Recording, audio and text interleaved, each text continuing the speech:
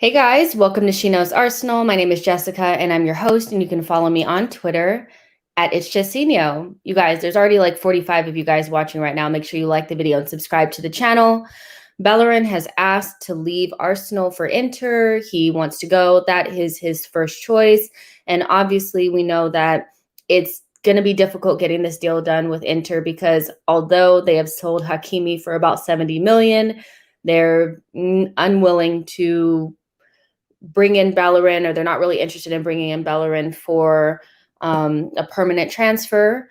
So we'll talk a little bit about that, what the options are looking like, and how Arsenal and Inter can come to some sort of agreement, because although the deal is going to be difficult, it's most likely going to get done. So we'll kind of talk about that. We're also going to talk about Bukayo Saka and, you know, his tournament, how great he was. Obviously, heap a lot of praise on this 19-year-old superstar, and also touch on the aftermath and some of the horrendous, you know, things that have come to light on social media. And, you know, after his penalty kick, you know, we'll talk about that as well, but mostly talk about how great the kid is. We all love him, so we'll talk about that. And preseason is well underway. We know that the boys are going to be playing Hibs tomorrow, and so we'll talk about who we're excited about seeing, who we're not so excited about seeing, and who needs to kind of kick butt in these next couple of games to make their claim or stake their claim on maybe a starting position for next season. So yeah. And we're about 20 subscribers away from 2,000. So make sure you guys like the video, subscribe to the channel, share all those great and wonderful things that you guys have already been doing. And on today's show, I have the pleasure of speaking to Sulz and George. Hey guys. Hello. Long time no see. I know, it's been a minute. So I want to start off with Sulz, just because, you know, you are, you know, me and George really didn't have a dog in this whole Euro fight, you know. So for you, how is the, you know, what is the feeling, you know, in England right now after, you know, feeling like was coming home and then not really getting it over the line? Maybe the team overachieved in your eyes, maybe they underachieved, but what is the tone? What is the temperature like in England in terms of, like, how does everybody feel? And how do you feel specifically?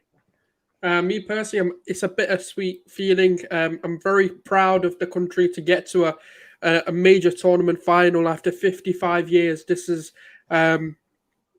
it's a weird feeling, because obviously I've kind of had my say in the morning. When I woke up, it wasn't the best of feelings. I wanted to feel better about the fact that we did so well. You know, we overcame so many adversities, so many historical sort of barriers, never beating Germany, never winning an open game in the European Championship, and the fact that we did that, the fact that we overcame a lot to get to the final. It's been 55 years with arguably one of our youngest squads to ever do it, and they deserve a lot of respect to even the Three Lions. Like I say, we are the Three Lions, and the Three Lions stepped up. Yes, they all missed, but to have the balls to do that in your own backyard at home when the pressure's entirely on you, it's an amazing feeling. And you know what?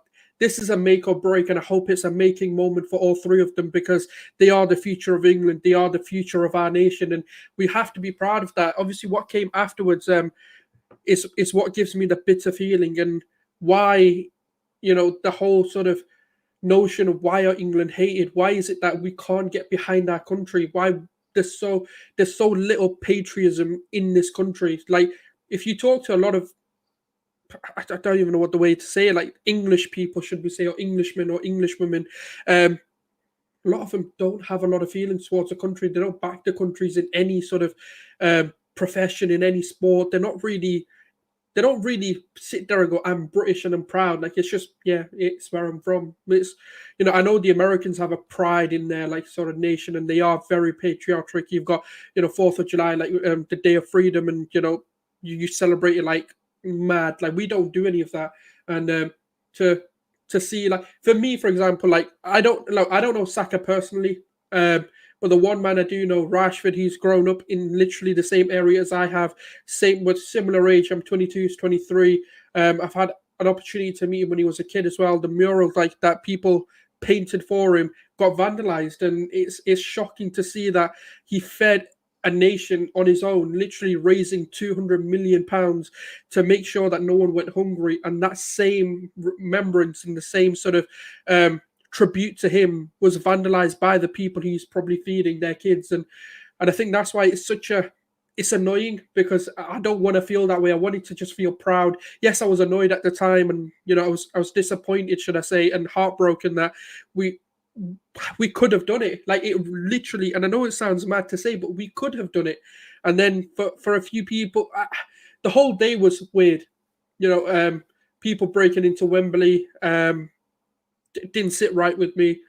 The fact that, so many minimum wage workers who literally are there to help you, make the memorable experience, the experience that it is, to make it safe for everyone. I was reading, Lando Norris, for example, he had his watch mugged off him.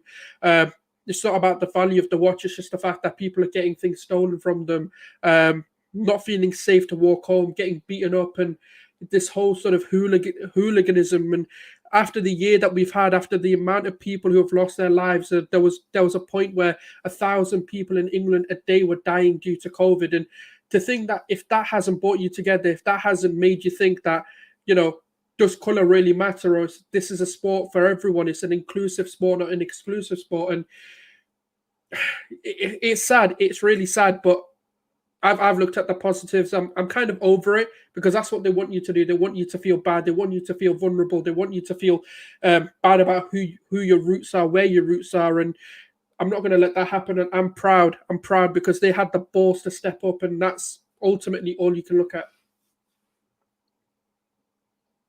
I think you're on mute.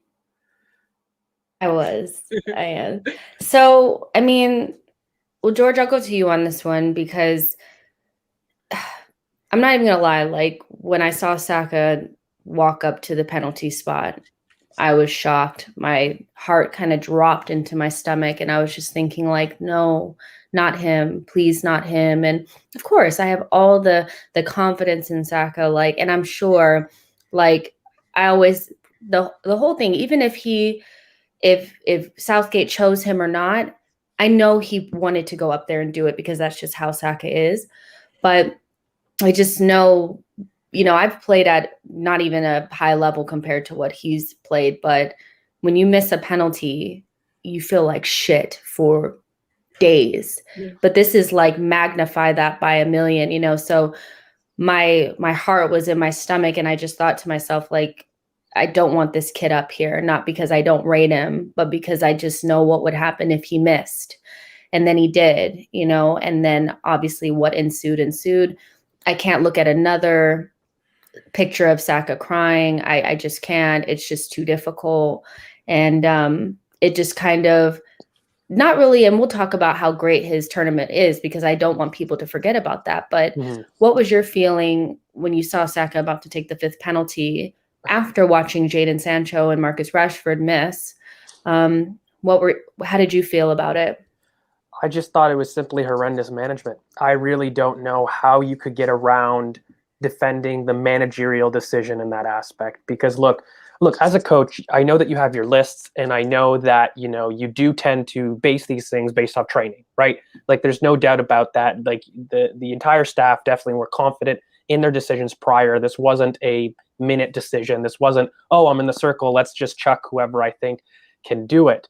The problem I have is you look at Spain with Pedri in terms of having another generational talent, world-class talent, whatever you want to label him. And, he was subbed prior to taking the knockouts. It's proper management.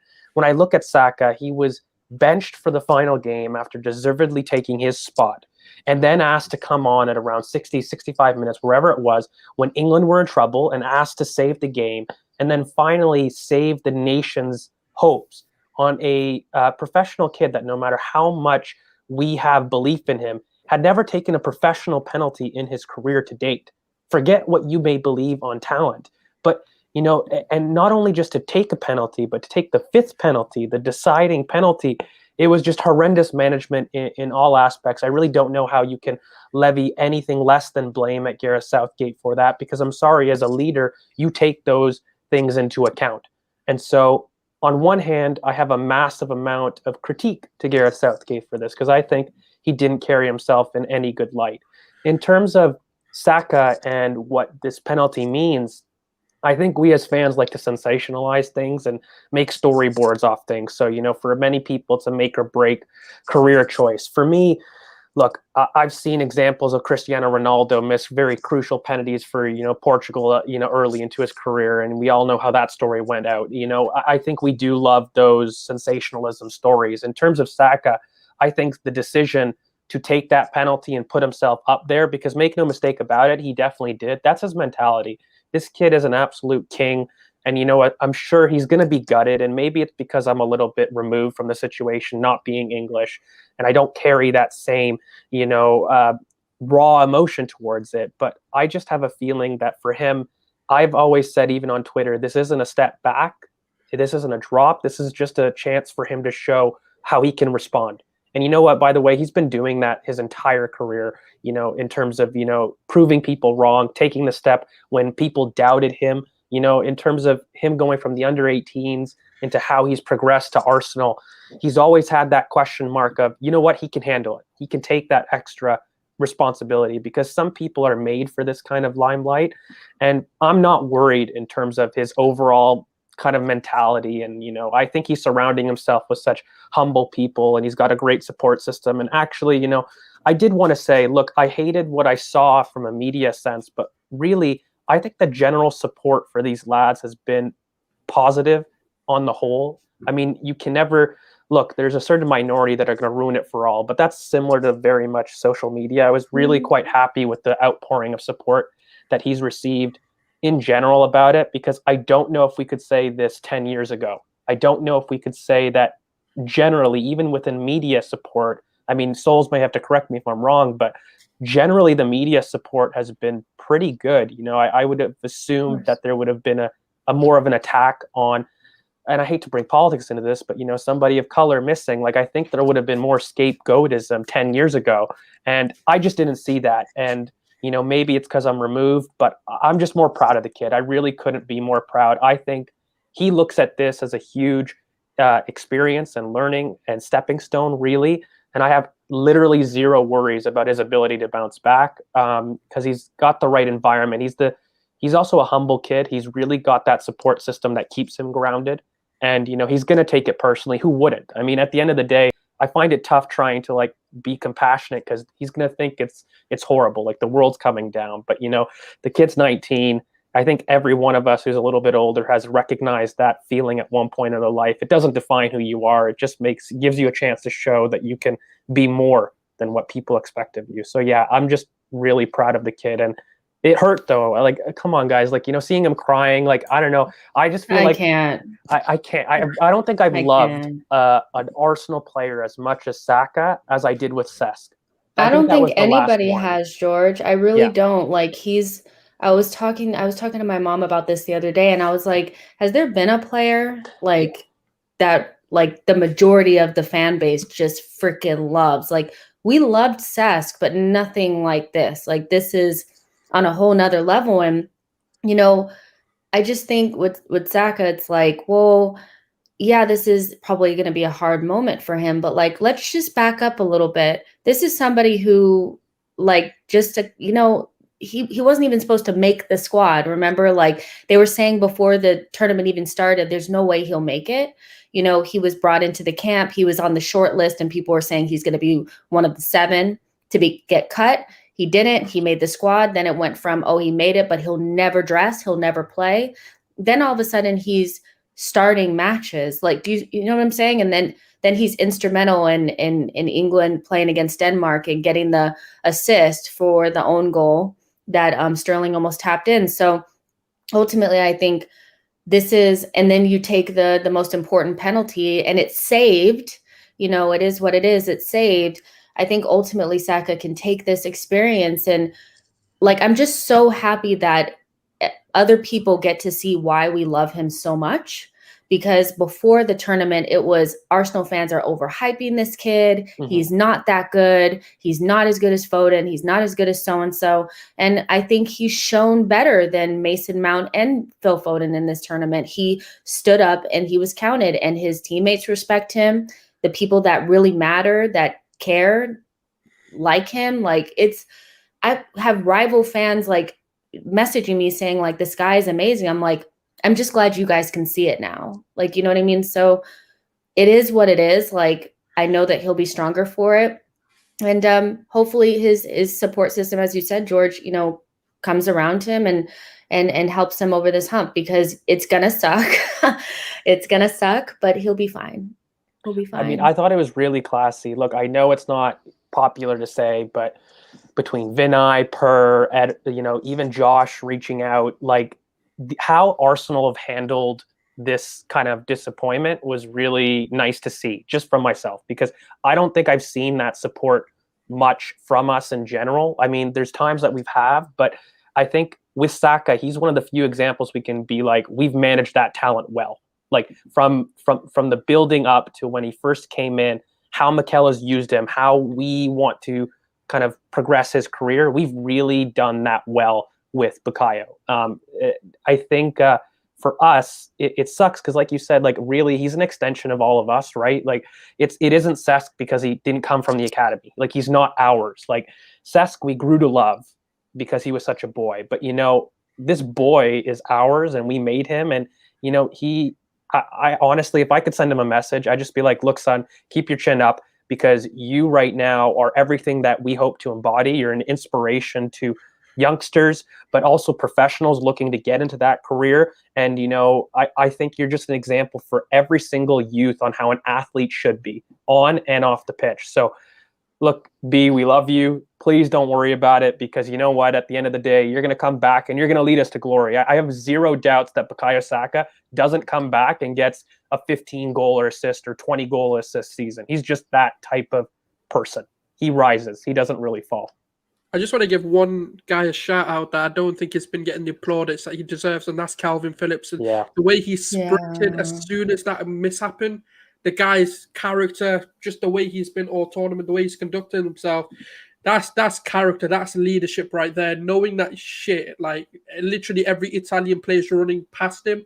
I think that was just amazing to see the way he just sprinted over, making sure that someone was there with him. And I think he deserves a lot more plaudits than I think people have been giving him. Can I also say that, so this is just like a sidebar, that I know it's popular to take off the silver medal and snatch it off your neck. I actually think that's that's not my thing. I just feel like you just keep it on. It's Calvin Phillips like kissed his medal and kept it on, and I just thought like that's just so different. Like I think one thing that I took from this tournament, and I'm not from England, but a lot of those guys are quite likable. you know, and that makes a difference, you know, and I hope that even if we're disappointed or you're disappointed by the result, that at least, you know, you have a good young group of, you know, guys that have their heads screwed on right. And, you know, it's just like, it was nice to see a different side of some of the players that we don't get to see because, you know, we're Arsenal fans, we don't really get to see them, but Calvin Phillips really surprised me, like from what he did with Saka to kissing his second place medal. I mean, like, it's still an achievement, you know, from where they've come from and to where they've gotten to. So Usab sent in a super chat, says Starboy is amazing. This will make him a stronger person and player. I couldn't agree more. So let's talk about Bellerin. Let's talk about Bellerin. So let's switch the conversation a little bit. So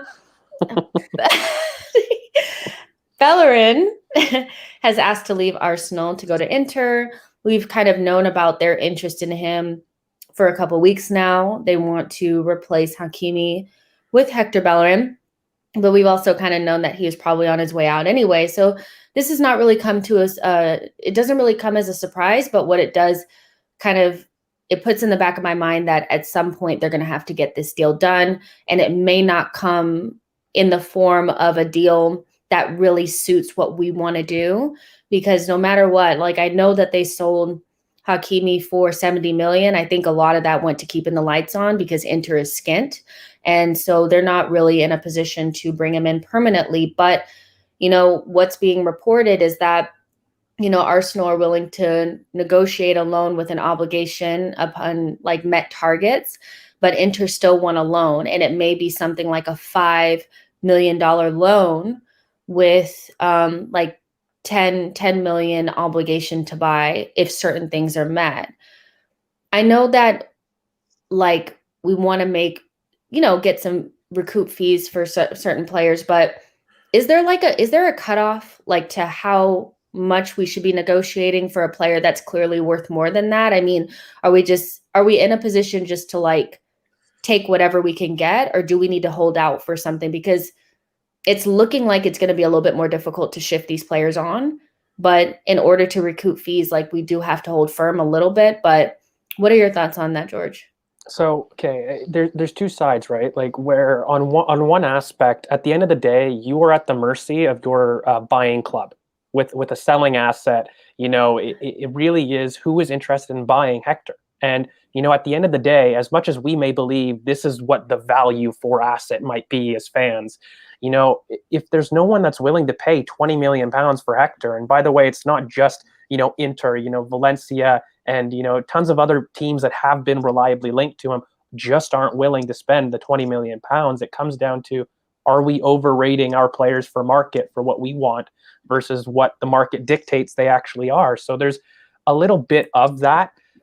The other side of me is saying, look, I really like this. This has Richard Garlick all over it. I mean, this idea that we're doing kind of loan with obligation to buy on met targets is very, you know, consistent with a lot of our dealings this summer. This is definitely something new that we've accepted as part of our new staff, really, because we never used to do this.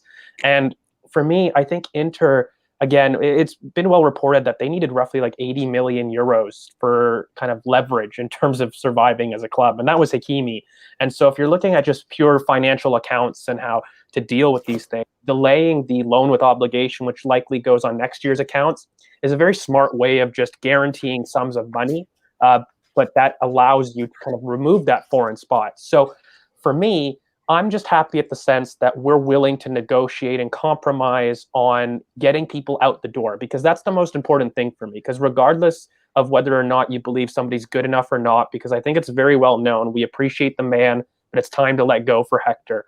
I think one of the criticisms of our transfer dealings in the past is that we don't get these things through. Like transactions drag on, like whether or not, you know, they're good or bad, like, you know, even buying, we kind of delay our transactions. And for me, this is just a good compromise that we're willing to do. And I really don't care on the price. I'm really going to be honest with you, because I think at the end of the day, it's more important about getting these players out and just moving on with the profile that we may need in their place, as opposed to haggling over what's going to be, in the end, a 5 to 10 million pound difference that we seem to really not care if we're splashing 50 million pounds on Ben White. So I don't think it's a knock on financial effect. For me, it's more about just pulling the weeds. That's really what it is, and changing this culture. And so to do that, you're going to have to take hits on players that, sorry, like the greater football fraternity don't rate as much. Unfortunately, it is what it is. I wish we got more, but there's no use in me getting so upset over 5 to 10 million pounds, which is going to be the difference. Like if he gets sold for 15 million pounds and I believe he's worth 20 or 22, it just seems very odd to me to kind of, hammer the club for, if we've then hammered the club for not getting these players out. Like at some point, Yeah. to allow a compromise for it. So, Sulz, what do you think about Christian's comment about, does he even justify being 20 million? I think there's believing that Hector Bellerin's time at Arsenal has expired, and then going a little bit over and beyond and saying that he's not even worth 20. I think in a non-COVID market, when European clubs aren't skint, he's definitely worth 20, whereas in like just a year before, he was at least worth 30. Like, do you see what I'm saying? Like, do we take it a little bit too far just because we don't like the player? And by the way, before you answer, maybe if we want to get more for our players in the future, maybe don't slate them so much all the time. And maybe people won't have a bad, idea of who these players are, because the same players that you guys want a lot of money for, you slate them all the time. You know what I mean? But what do you think? It's difficult to answer whether he's actually worth 20 million, even in a non-COVID market, because like George said, you're in the mercy of the buying club and whatever. Because the thing is, look, the only bid that's come in is 10 million, so he's worth 10 million. That's just basic business already, and you're only worth what someone's willing to pay for you, and that's the best way to put it. But is he worth 20 million in my eyes? If I was any club, I wouldn't pay 20 million personally. I just think there's a lot better options where you could, maybe even if you had to put another 5 million into it or 10 million into it, you could get yourself a Max Aarons, for example. And if you're an Inter Milan, that's a step above Norwich. And I no disrespect to Norwich, they're a team who have just come into the Premier League, and you can go get a Max Aarons who's younger, who's not had a major injury. There's less risk involved in terms of how long his career could be, and that's kind of the question any buying club's going to ask. Like, he's had an ACL, and then he had another injury when he returned, like not long after. And then, so it's about, I know he's been quite okay. He's not had too many injuries, should I say. And he's had a good involvement to say that, he might be reliable in terms of like an overall season and playing enough games. But the question is always going to be there that he has had a major injury, just like with, let's say, Van Dijk, for example. You're not doubting the ability, but you're going to doubt whether he can be reliable enough, and whether something like an intense environment where you're playing 38 games and then play in Inter Milan's case, you're playing Champions League, you're going to be playing in the Coppa Italia, and then obviously you've got the Shield, the Community Shield version of Italy, and there's a lot of games to be played. It's not like at Arsenal right now where a lot of those games have been stripped back because you've got the Carabao Cup, FA Cup, and then the league, and that's about it, really. So it's hard to say because you do have to take all of that into consideration when you make a bid. And you've also got to take into account financial situations at the moment. A lot of teams are in a dire situation, and unfortunately, that's the market we're in, and a lot of players' prices have slightly come down to what the supposed worth of the player is. Maybe at most 15 million, but to be honest, I think it's time let's just get what we can, because we put ourselves in a situation, and let's restructure for the future and not make these mistakes and learn from them. We're going to have to take a hit, and hopefully we can learn from that and the losses that we've made moving forward, that we don't put ourselves back into these situations where we're asking, are we even we're getting ripped off here? And that's for Arsenal or Kroenke's or Garlic or whoever it may be, whoever's dealing with the structure of the whole club now, whoever's been in charge of that, to really look at it and go, right, we've made the mistake, let's just get rid of what we can for as much as we can, and then in the future let's see where it went wrong and how we can prevent that from happening. It's also really quickly, Souls. You know what it is? If you look at around the global markets right now, Arsenal and Manchester United have made the biggest moves, right? Like I'm trying to look at other examples of teams that we would consider in more the middle tier that have made these types of signings, and really the limit has been 20 million euros. Like if you look across the market, anybody that's gone for above 20 million euros has been a Premier League big giant purchase. I mean, even Leicester, if you look at Daka and Samare, they were around the 20 million mark. And, Samare is, a Ligue 1 champion. So, and again, it's Leicester. It's an EPL purchase club that has done that. So I'm trying to look at other examples, and just fundamentally, unfortunately, other clubs outside the Premier League don't have the financial scope to complete these deals. And They're so scant.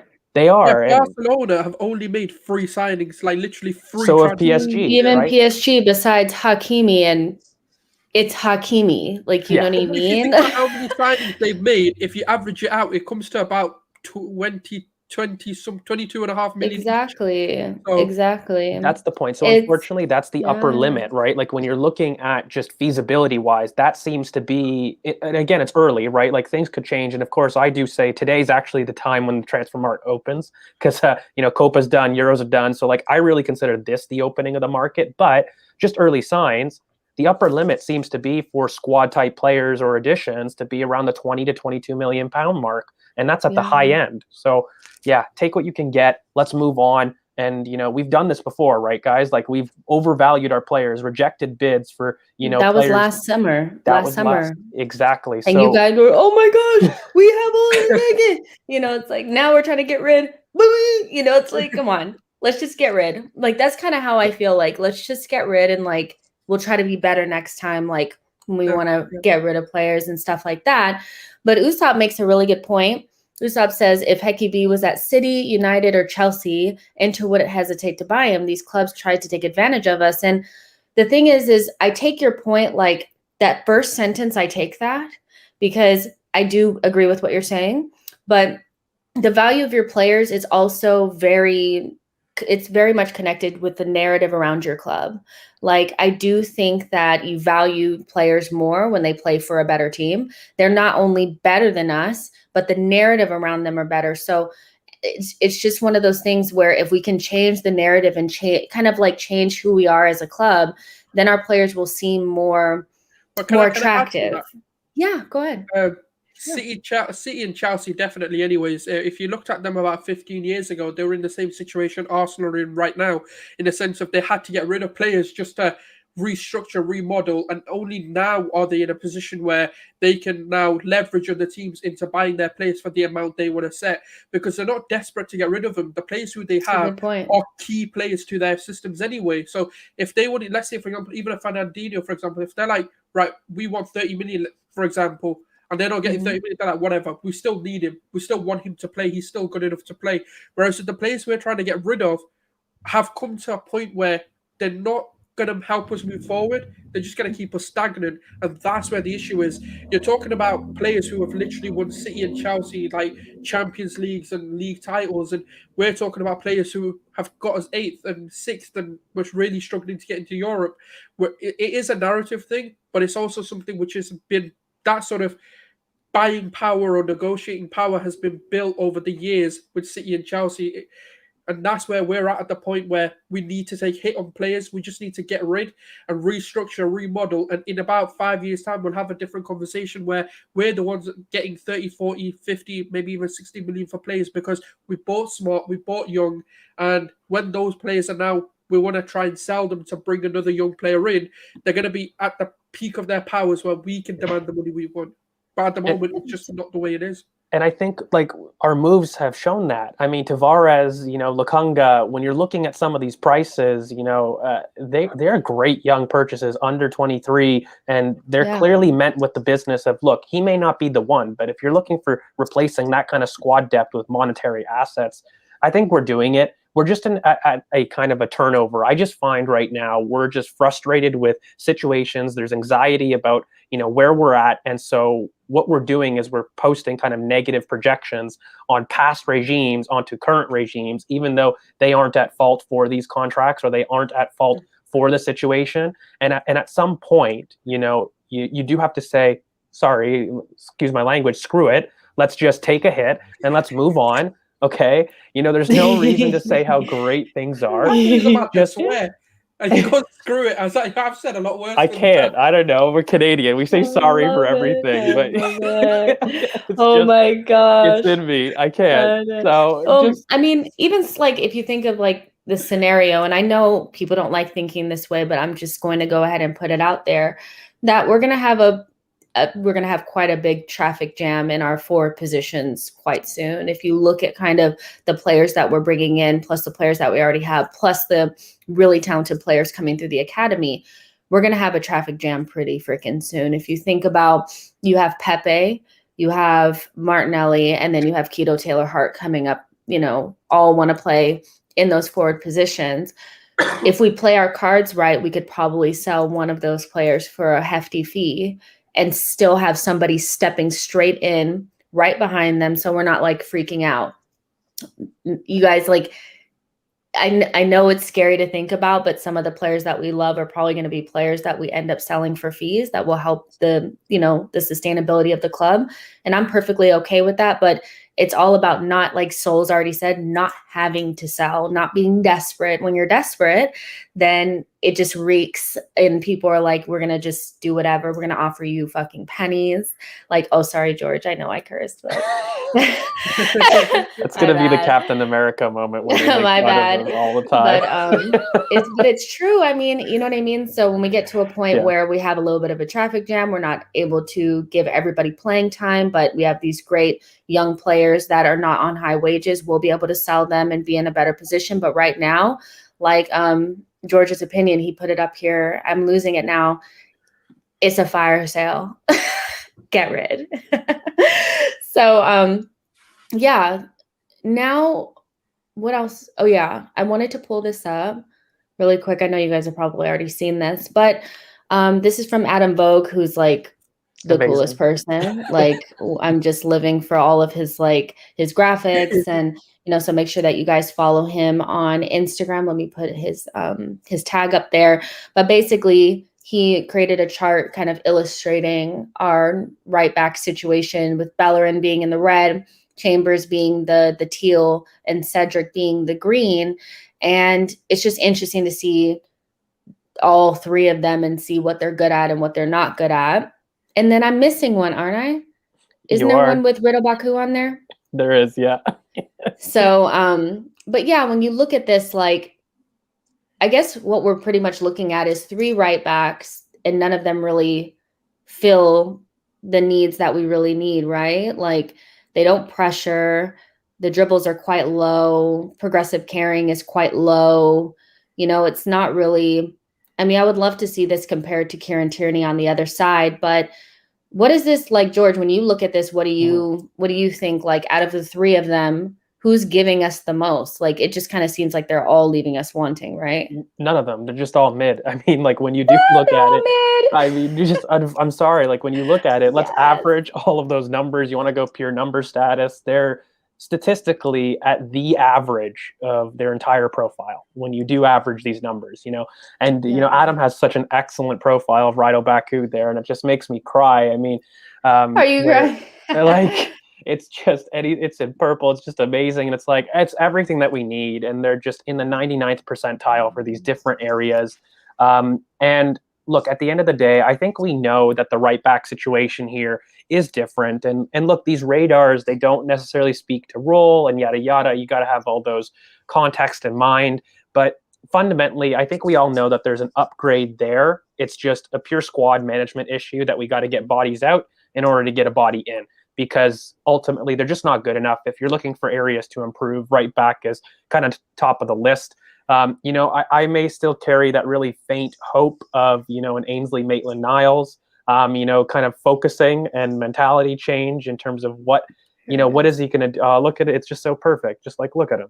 He's just, Okay, George, explain what we're looking at here, just for the people that are looking at this. Yeah, so essentially what we're looking at is, that was the same kind of graphic with, Bellerin, Chambers, Cedric, but we've got Rido Baku's kind of in purple. And what you can see here in terms of just offensive output and blocks of successful pressures, what I love is that they're both his non-penalty goals and assists, and his kind of offensive metrics seem to be the 99th percentile. But then when you're looking for blocks and successful pressures, you know, they're also in the 99th percentile. And look, this kind of matches up with a lot of my eye test for Rydell Baku. He's just a leggy counter-pressing machine where, you know, he can get really quick to your marker in the first 5 yards, but he's just absolutely elite in kind of offensive positioning. You know, he's got such great awareness. You know, I would actually argue this is probably very similar to a Bukayo Saka very first radar that when you burst onto the scene.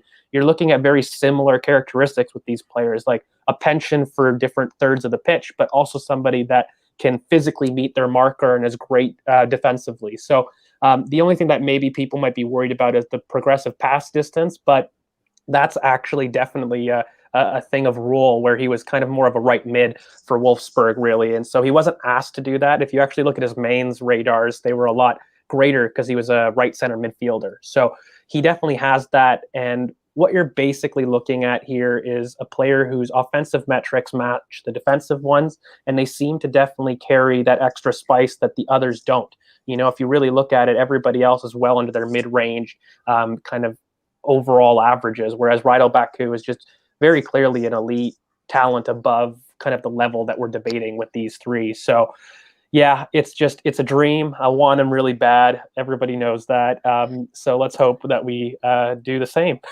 What do you say to this, George? Like, Josh is saying Aarons is the man for us, not Baku. He is just another Bellerin, prime young Bellerin, and that he doesn't get us anywhere.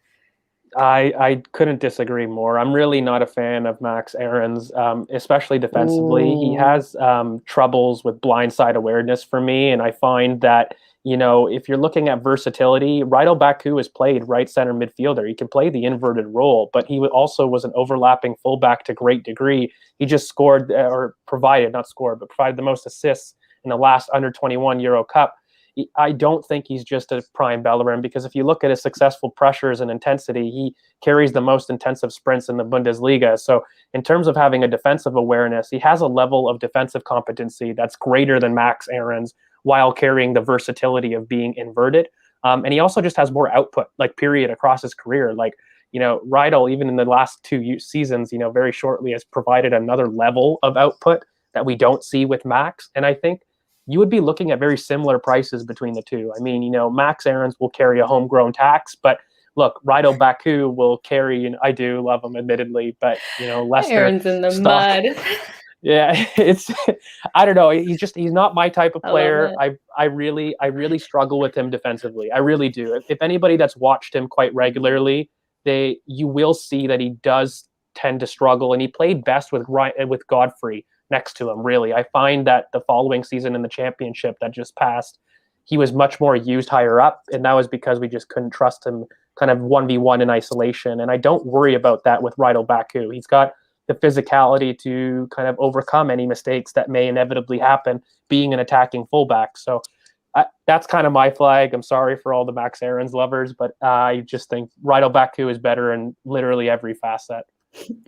It's like, I just think that this is going to be one of those ones where it's like, bam, it's just kind of almost done. You guys know, because we kind of talked about this the other day, that it's never, this summer has kind of been like, yeah, we think we know, but we really don't. And then all of a sudden the link comes, then it's almost done. Like, you know what I mean? So whoever the right back target is, they're holding that like close to their chest, because those cards they're not showing us anything. I have no idea what we're doing. I can't even begin to guess.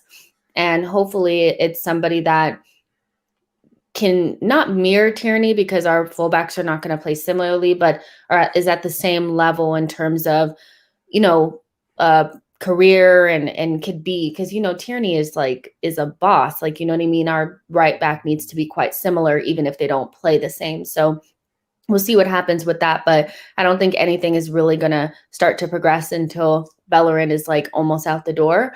So we'll see what happens with that. You guys, there's about 100 of you watching right now. Make sure you like the video, subscribe to the channel, share this with a friend, because we're, you know, about 20 subscribers away from 2,000. And yeah, that's amazing. So let's talk about preseason. it's well underway. We're seeing all the great content and the pictures and all that great stuff. Let's just talk roughly about who we're excited about watching in preseason. I'll pull up oh yeah, Sulz, I know you have to go. Give me just 1 second, Sulz, real quick. You guys, Sulz is a very busy man. He has to go. He graced us with his presence. You know, he gave me an hour, but I had to pay a lot of money to get him here. It's crazy. Like, what are your rates now, Oh, it's quite a Sulz? bit. I'd 200 rather an not hour? say, because I'm going to get a lot of hate in it after this. Yeah. They're going to think I'm getting paid millions. Yeah. Well, this is basically our preseason schedule. We'll play Hibs tomorrow at 6 p.m., right? That's tomorrow. And then Rangers on the 17th. Arsenal versus Inter on the 25th. I will be at that game, you guys. Arsenal versus Everton or Millenarios on the 28th. I'll be at that game as well. And then we play Chelsea on August the 1st and then Tottenham on August the 8th. Yay. So we have that. And you guys, I will be doing, like, for the 2 games in Orlando, I'll be doing, you know, post-match, like, instant reaction and just basically the same way I'd be doing it for the regular season. So if you guys want to know, and I'll be vlogging it on my personal channel. So there's that as well. But Souls, who are you excited about watching? Like, just a couple of names, because I know there's even like some young players that have been added to the squad, like to go with the team. I know Amari Hutchinson is one of them that's gotten the call to go up to Hibs to play for the team. So who are you excited about watching in preseason? Bellerin. Hopefully he gets a proper chance out, because I think he's one of the ones who can definitely feature. Obviously, been given was it the number 26? Was it, I believe 26? Yeah. Oh, people are also saying that Smith Rowe has gotten the number 8. They've been saying that in the chat box. I don't know about that one. I've not. It's not been confirmed to me anyway. But I know Ballaghan's got 26, and he is. He's pretty much part of the first team setup, and that's obviously someone I want to just see how he does over a consistent period with the first team and how he can settle in, what kind of role or style he's going to implement. I'd like to see, obviously, what else is there? I've not even looked at the squad, to be honest, but yeah, Amari Hutchinson would be a good one just to see how he comes in. And ultimately, I think for me, it's what are we trying to do? What's the setup? What's the style that we're going to try and implement? I know Arteta's got his 4-2-3-1. He wants to play that sort of system, but is he going to change it? Because this is where we're going to see the variety of formations, a variety of systems being tested, or so-called tested anyway. And we've got some good teams. Like Rangers are really good, depending on kind of who they bring in. Obviously, Scotland came out of the Euros quite early on, so a lot of their players should have been back. They've had their holidays, so they might be actually at full strength or quite at a full strength. So they should have a lot of their players available. Obviously, I'm looking forward to see Willock play, because I want to see if he gets implemented and how he gets implemented into this team. And I guess it's just a combination of, actually, it's not even players for me. I just want to see what the idea is, to then see which transfers make the most sense. Because we can have our favourites. We can be like, yeah, we want this player, we want that player. I know Traveras is there, so it'll be good to see how he gets implemented. And I've not seen a lot of him. I've seen parts of him. So it'd be good to see how he handles the pressure of at least Rangers for the beginning of it, and then going into playing Inter Milan. Obviously, I'd love to see how Inter Milan set up, and if they actually come at us with a decent team at least, and that could be a really good challenge for us.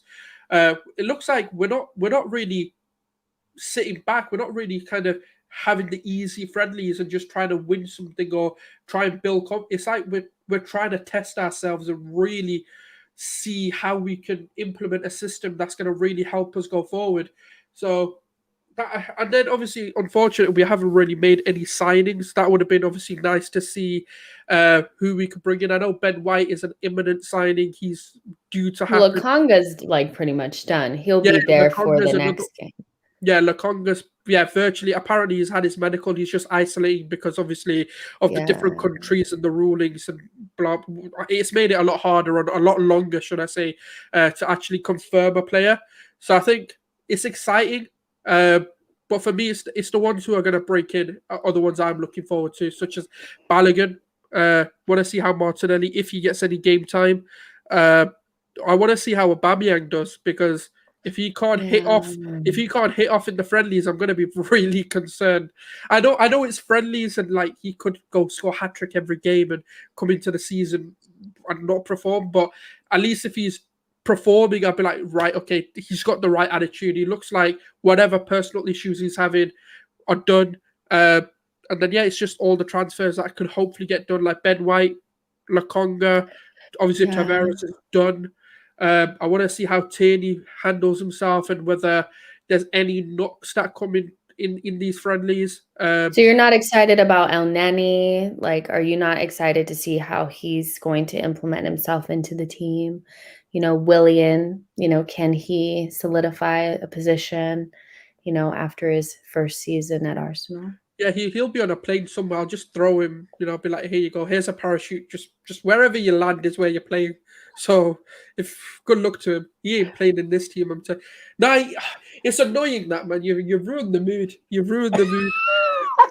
I could just see his mind like cranking. What am I gonna respond to this? I sat here for like 2 minutes praising what I love to see, and then Jess with the hammer blow of reality. Is Kido in the team as well, or is he not? Yeah. I'd love to see him play. I want to see how he does. Yeah. I think it's exciting. George. I don't know Willian. If Willian plays, I swear down, I'm gonna be annoyed. I'm gonna be like, you made me pay £8 to watch Willian play. Nah, I'm alright. I want a refund. Oh my goodness. Okay, Sulz, I'm gonna go ahead and let you go because I know you have to go. Take care, guys. Enjoy. Yeah, talk to you soon. Bye. All right, George. So who are you excited to see play? And then we'll get into who needs to make a case for themselves. But who are you just excited about watching? Tons of play. Like, I love preseason. Like, I'm one of those guys that just love content. For me, look, I don't place any like major thing about how they're going to fare for the season, but I love, because I feel like you learn the most out of coaching in preseason, really. And so I'm really excited to see how we set up in terms of our counter press. Are we going to continue the vein of form that we did towards the end of last season with Brighton? Is that how we're going to be as a team? And I love preseason. I'm a classic fan with it. Like, I look at all the pictures, I'm like, oh my God, so-and-so changed like hair color or whatever. I'm like, I'm so excited to see Rob Holding's hair transfer. Aren't we all? We got to see how that happened. He's been training hard. Coming in. Exactly. It'll be a good update. I can't wait. But yeah, no, and in terms of players, I'm really excited for Amari Hutchison. I think it's a huge step up. I really think it's under the radar, because just for people that don't know, he's only played for the under-23s once. Like, in terms of looking at talents that are coming through, like, I know he's really talented, but he hasn't actually made a staple for himself in the under-23s yet. So this is a really big move for him.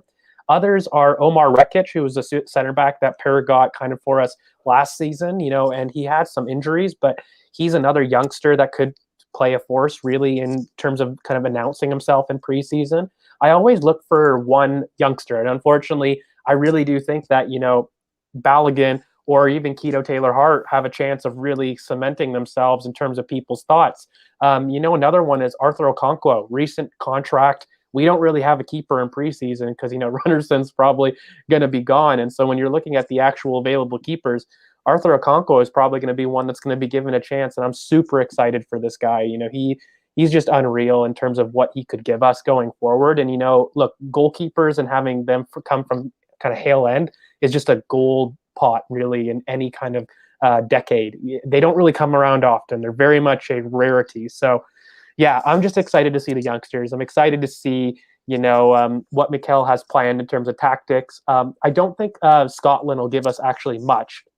I really think the first couple are kind of just, let's loosen the legs out. And I'm really looking forward to the Orlando one, because I think that's where we've got some really good opposition. And I know Inter will come back, and maybe we'll see Hector lining up on the other side. I was just thinking that. I was like, maybe Bellerin will play for them in that game. One half for each side, it'll be a send-off. So funny.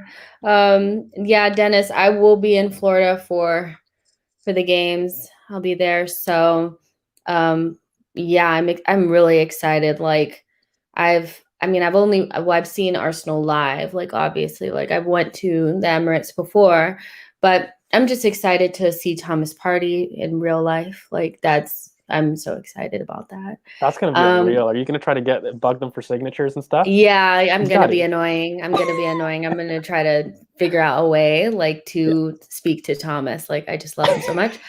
And yeah, like it's gonna be like, who is this weird girl? I'm your biggest fan. You know, I actually like made sure you came to Arsenal. I manifested it. I manifested it last That'll get them season. in. That's Yeah, that's the greatest chat up line I think I've heard. I've manifested this. I'm going to meet you. Exactly. So definitely excited to see him. Excited to see pretty much everybody. Like there's nobody that really stands out, but I think there are a couple of players that may need to make a case for themselves, especially, like I think about somebody like Pepe. He has an opportunity to show in preseason that he's ready to go. Also, knowing that Saka is not going to be available just at the beginning of the season, this would be a good chance for him to make a case for himself. Do you have any other players that you're looking at like you need to perform? Because if you don't, then maybe you won't not make it, but maybe you won't be getting playing time. You just need to show something. I really think, look, I don't want to steal your answer, but Pepe is a huge talking point right now. I mean, personally, look, I don't think you can question the talent. No one ever questions the talent. But fundamentally, at the end of the day, how you paint his Arsenal career is inconsistency. And he's going to be given the authority that he wasn't given or claimed to have not been given in the past, where he's going to get a chance to say, look, this is your spot. Like, mate, you got to step up and you got to take your opportunity, because Bukayo's not going to come till much later in the season. I would expect us to start with Pepe kind of at the beginning of the season, leading the line in that right wing spot, at least until Bukayo gets up to speed about, coming in. And I really think that, he is somebody that I'm looking to start saying this is his team. Like if you're looking at Arsenal right now, I think one of the big critiques is where's the leaders in terms of egos, personalities, whose team is this? And he's a player that at least plays like he could.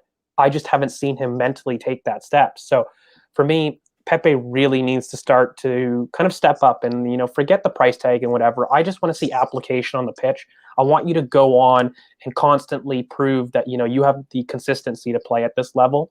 I think another player that's probably going to go maybe under the radar is probably Cedric, to be honest with you, because this is a player that we ultimately need a right back to work in this in between. And I think we all know that we need to upgrade. But for me, Cedric is somebody that kind of provided us with some solidity, but what then was taken out for no reason. And I think if you're looking at a Arsenal who tends to move now to younger players and under 23 squad depth, he's the last remaining older head that really could be sacrificed. And I don't want to really touch Willian, but he is like in that weird sense where if you're going to maintain part of the squad, you've got to perform, because there's a clear push from the hierarchy and from Arteta to start to recruit squad depth that is a lot younger. So I think that mentality of experience is not something we're going for.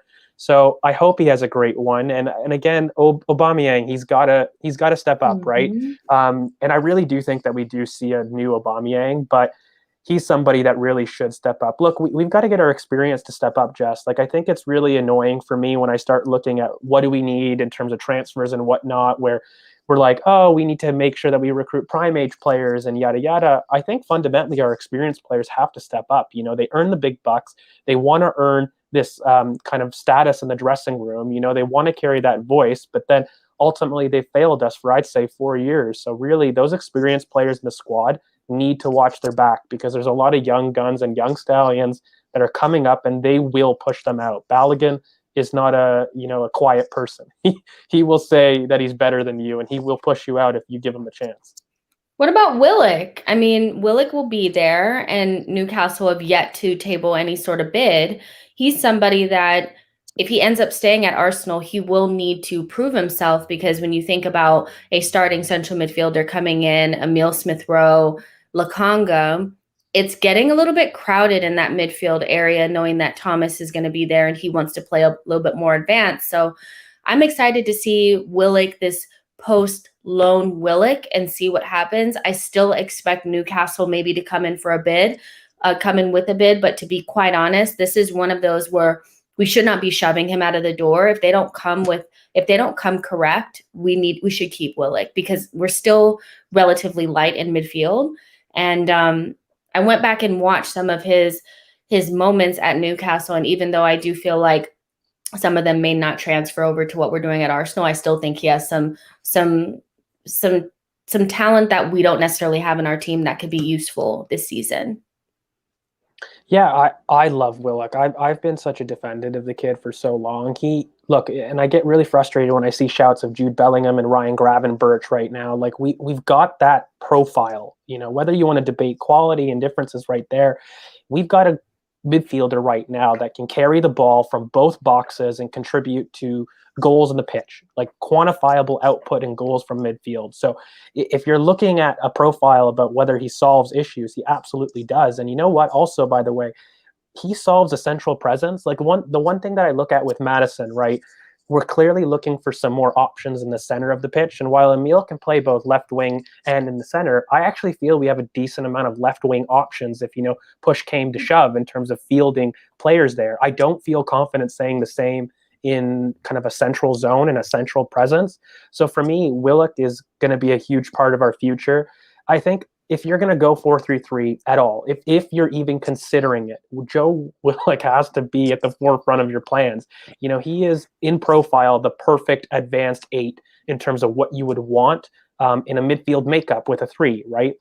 And with kind of who we're recruiting, I just don't know if that's the plan. That's the struggle that I'm feeling with right now. So for me, I would always keep Joe Willock. My rule, keep them until they're 23 with at least 50 appearances in their preferred position. That's really my only thing for asset development. But look, if you're not like 100% going to a 4-3-3, I don't know. I'm inclined to say, look, you might want him to move on for both his career, and as well as us in terms of maximizing an asset. Because I just don't know if keeping somebody for squad depth is the play for Joe right now. I think he needs minutes, and I would much rather him actually go on loan if we aren't sure that he's going to be an option for us starting wise. Because I think the one thing that you can say is his recent loan proved that he can demand a starting place now. Whether you like it or not, from Newcastle, he's proven that he can play a role. So I don't think for his development, a step forward is being a squad option again. Like he took that step up, and I think you have to keep going in that kind of development. So for me, I think everyone knows I would love if he went to Leeds or even Southampton in terms of just a loan move to get Premier League experience again, but maybe to work on some of those on the ball skills that, maybe we just didn't get a chance to see because of how he was used at Newcastle.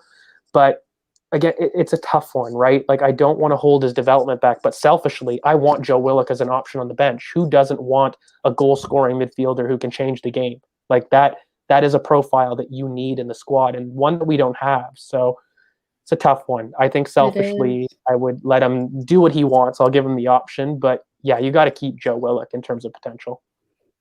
Exactly. And again, if they don't come in with the right sort of bid, I wouldn't sell him, because this is not Bellerin and these guys. Like this is Joe Willock. Like, you know what I mean? So 30 million is cheap, by the way. Like I'm sorry, but like let's look at how we sold Alex Iwobi and how we sold players in the past. Yeah.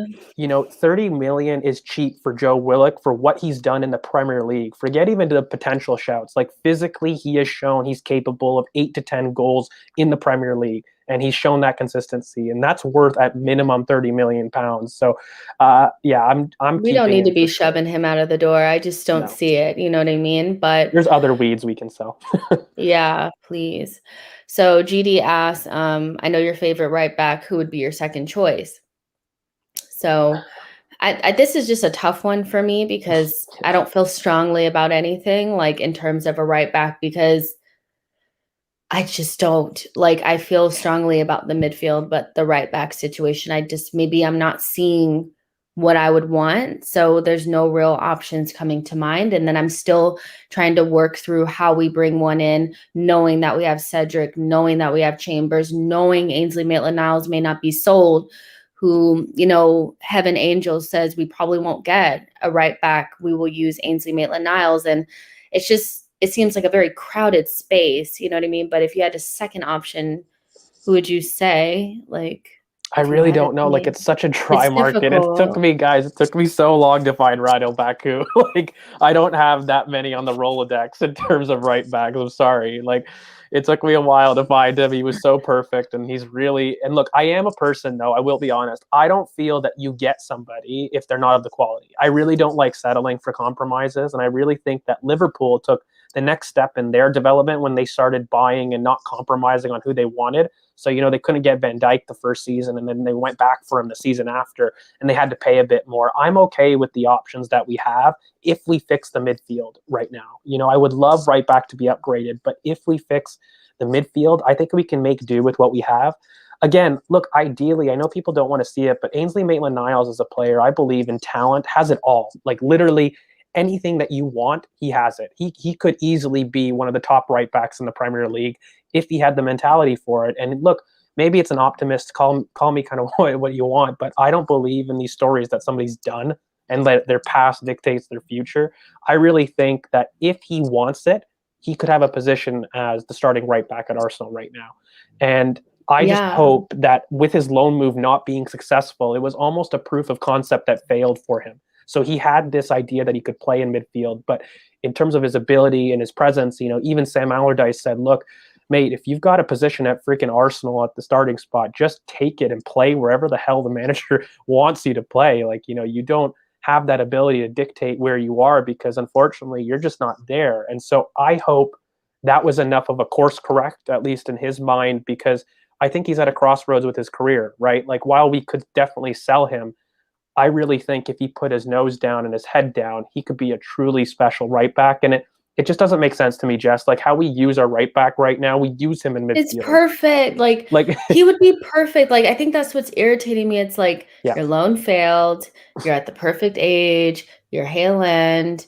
You've done it already. When Arteta first came in and Bellerin was not ready to go. Ainsley Maitland-Niles played that role and did very well there. Yes, he had his brain farts every once in a while, but everybody makes mistakes. And if he just God, I just wish somebody would just tell him to just do it, because it just, not from like it would just be easier for us, but I see him being able to like really progress in that position in a way that like he would be so different than other right backs that just kind of bomb forward and that's all they can do. He could literally play midfield from the right back position. It doesn't make sense to me. It really doesn't, because, if I'm sitting there and, I'm a young player right now and you have the opportunity to play for a top 4 club and, you're going to be starting every week, being a firm fixture in the team, and how we play our right back, I would understand if we were mainly like somebody like a Burnley or something where, we don't use the fullbacks in midfield. Maybe I could understand it, but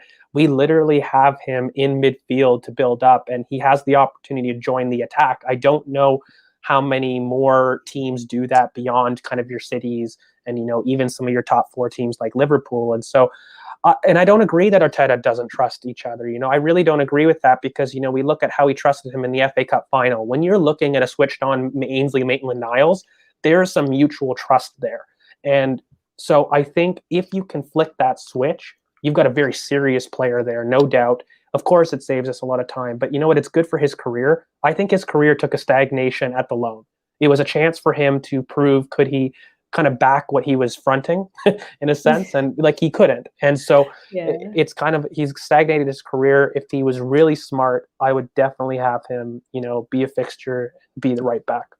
Yeah, I mean, if he would just commit to it, I'd be like, yes, because I still like Ainsley. I think he's so good. Like, he's so good. Like, I don't get it, but Sean is asking, are you watching Canada in the Gold Cup? Of course. He's not. Are you? Yeah, I mean, I'll watch them. I'm not avidly a supporter. I don't think that we're really good enough to really make a run for it. But I mean, I'll throw it on in the background, of course. But yeah, I think Canada are in a little bit of a transition themselves. We kind of restructured our FA, so in terms of kind of the footballing roots, we're going to bear the fruit of that a little bit later. But yeah, I mean, the less said about Canada's footballing future, the better, I think. Yeah, for sure. I watched them the other day and I thought, this team would be really good with Alphonso Davies and Jonathan David in it. you know, but they're not there. You mean like the best Yeah. options? Yeah. So, yeah, George, you got Alphonso Davies and Jonathan David. Yeah. Exactly. So there's so many comments about Ainsley Maitland-Niles. I'm just like, I mean, ultimately, if nobody really comes in for him, I know the club have an apprehension to selling Ainsley to teams that are in direct competition to us, because there have been teams like Manchester United and Leicester that have been interested in him. So if we're not going to be able to sell him to the right, person or whatever, if you do keep him, I would say just start him and just try to rebuild that relationship. Not saying that there's anything like egregious going on, but just there's a chance that he may not go anywhere. Like, you know what I mean? And we could really use somebody to play in that right back position, and it would just make it so much easier. I know. You know what I think it is, though? I think he fundamentally has an intensity issue where Ainsley needs to be switched on, and that's not his instinct as a player. And unfortunately, I think Mikel Arteta doesn't like those type of players. And from a talent perspective, it makes all the sense in the world. But, and I don't understand it because he has the legs to do it. You need to really kind of flick a switch for Ainsley. Like, I look at his FA Cup run and he was brilliant. Like, he was making the runs, he was playing out of position, but played it to perfection. He's locked down some of the best wingers in the league at right back. So in terms of ability, it's not questionable, really. He's got it. It's just, mentally, can he apply himself in that aspect? And there's question marks. And so I don't think there's ever a yes or no in this. I'm going to happily leave that to Mikel Arteta to judge, but we do have a lot of people there, right? So again, let's just make sure that we kind of clear the squad and then we can make a decision. But I wouldn't be surprised, Jess, if we don't address that area. That's the one that I think won't get, it just doesn't feel like it's one that would get done, but we'll see, Yeah. So 2 more quick ones. Yo-Yo asks, without European football, would Arsenal be unethical to launch a third kit this season? Unethical, no, but I think everybody would buy it. Like, Adidas have been just doing straight hits. So, but well, that's actually, funny. I have to be honest. I hate the home kit. Like, I'm not a fan either. The new one, it's so ugly to me. Like, I just don't see it too much.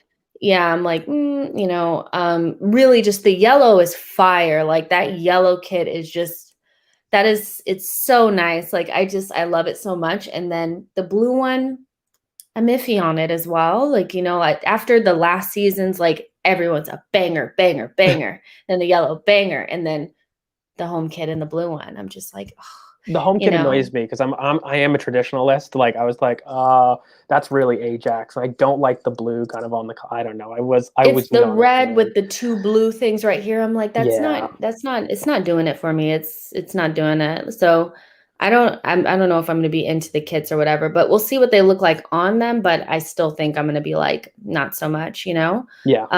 Dublin Gooner says, who will be the inevitable deadline signing?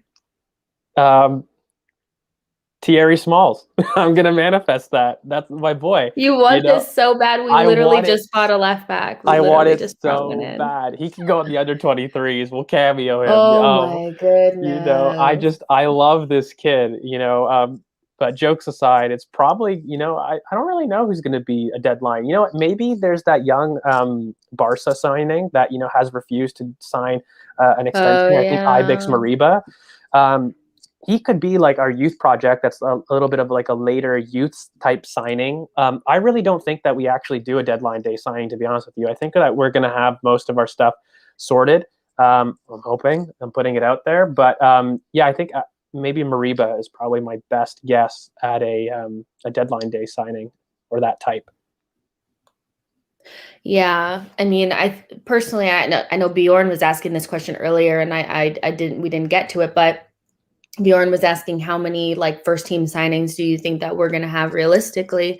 And I think, Ben White starts for Arsenal, steps straight into the team and does his thing. You'll bring in a central midfielder that's going to replace Xhaka, and then you're going to bring in some sort of 10 or attacking midfielder, whether it's Madison or Awas, somebody like that. I think those are the 3 signings that step straight into the team and do their thing. Like, you know what I mean? So And I would bet that the Madison, if it is Madison, it'll go pretty much down to deadline day. I think it's a tough deal to do. I think there'll be a lot of negotiating, but I think that'll probably be the last one.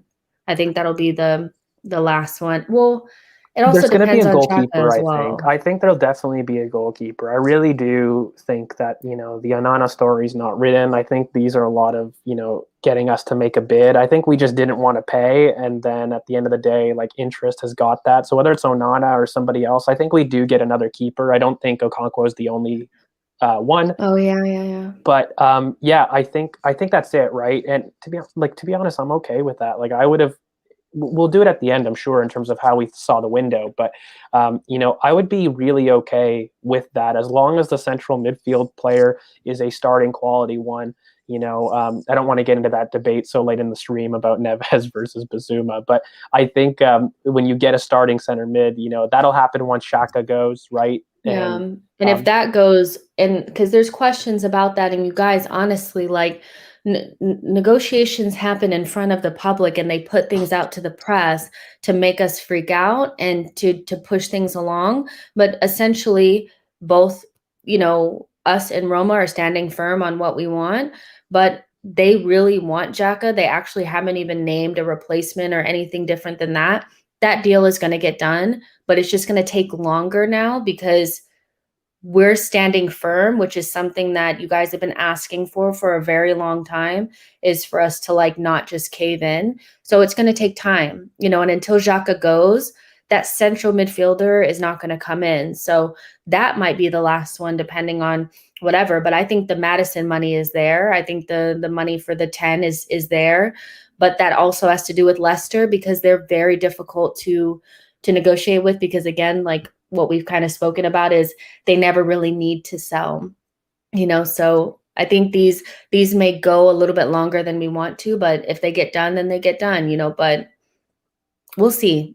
We'll see, you guys. I'm not too worried about it. I think just Jose yet. gets what he wants too in signings. Yeah, and also the whole Patricio deal, 13 million euros all in. They've got money. They've got 20 million euros, and I think that's just public posturing. But their acceptance of the Patricio deal just cemented to me that they will do it. In the end, that was kind of something that they were saying we may not do. But I think Jose Mourinho gets what he wants from preseason. So we'll see. And I think on the Madison deal, look, I really think that there's huge legs to this where, look, Arsenal don't have the scope for negative PR, and I really don't think that, they would let that out without some kind of positivity in that relationship in terms of, like, an indication that he really wants to come. So I think that happens, and we just got to chill and wait out. It really does make sense. And look, I know there's anxiety, but I told everybody, I just want a center mid in for Orlando. Really, that was my one big thing, because I think that training camp, we're going to work on a lot of our build-up structures. I think right now, like, it's Scotland, it's only the beginning of preseason. Not a lot of our players have come back anyways. So for me, I would just love somebody then, but I don't think you need an attacking kind of midfielder addition for preseason, because a lot of those patterns are instinct. So I actually don't force that real preseason helpful hint in that aspect. Like, he's coming from a team that have done a lot of the similar stuff that we want to do with it. And, being in the attack, there's a lot of instinct involved in those patterns. So I'm okay if that drags a little bit, but I think it's positive. We've done a lot of the work. There's basically 2 signings left, guys, that we need, and we've got 2 months to go. So I'm very calm with it. Yeah. And you guys have to remember that you don't get to the point where you're putting in bids unless the player wants to come. So there's still a lot of questions about whether somebody would want to come. We'll see if the bids actually come in, but there's a lot of preliminary work done prior to anything even going out to the press. And I'm working on trying to get an agent to come in and talk to us about how transfers work before the transfer window closes. So hopefully I can get that on. And this is a funny comment. I'm just going to say this from Bjorn. Arsenal fans forget and forgive very fast. To my knowledge, you're a Manchester United fan, and I think you guys have completely forgotten about the Glazers now that you guys think you guys are going to get Sancho. So I think that's the pot calling the kettle black there. But we're going to end it there. This was a good stream. Make sure you guys like the video, subscribe to the channel, share this with a friend, all that kind of stuff. Get into the comments after. Let me know what you guys thought about what we talked about. And yeah, we're back to trying to get to the daily streams unless something comes up now that the Euros are done, we can get back to daily streams and all of that. So yeah, and so tomorrow it'll be instant reaction after Arsenal versus Hibs, and yeah, we'll go from there. And I think we're gonna for the preseason. Yeah, I'm that fan. I'm that fan. I have to see it. I have to see it, and also I'll try to do a space before to talk about the lineup. So look out for that if you guys are on Twitter. But yep, we'll see you guys next time. Bye, guys.